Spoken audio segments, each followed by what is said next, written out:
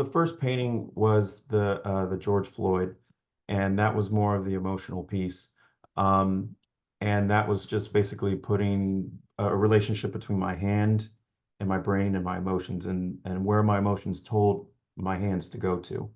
Then it became a little bit of strategies in dealing with material.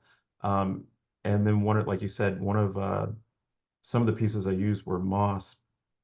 And then it's like, well, you have this organic piece, and how does it last over time? And the good thing about moss, especially in Florida, it takes care of itself. It knows what to do, so it's kind of this self-sustaining organic material.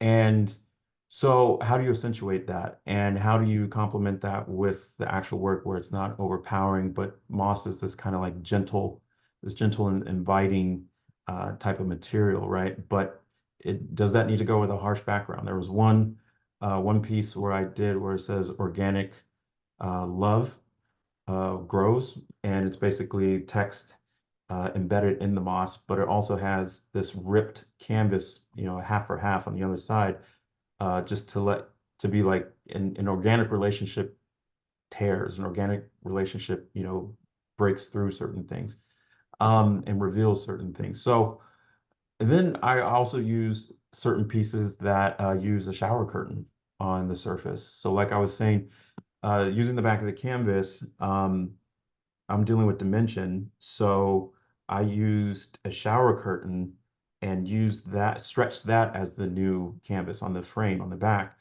And then I put text on there. So you had this cool effect where the words would cast shadows onto the actual painting itself. So even lighting, and even with the shower curtain was it's not just choosing material to say this is cool, but the material, the shower curtain was talking about vulnerability, right? And so when you're in the shower, that's when you're most vulnerable.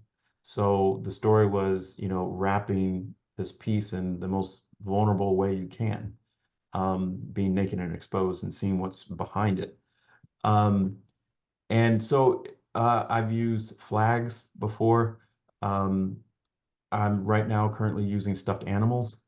I'm getting ready to do a series on the effects of war on children's perspectives and their innocence, and using stuffed animals. So, the field is wide open, and the material choices are they're just as important as what I want to say. So that's kind of how I have a whole bunch of different styles and stuff, but which is fine, and I don't need to like stick to one thing. It's just trying to communicate what I need to say, basically.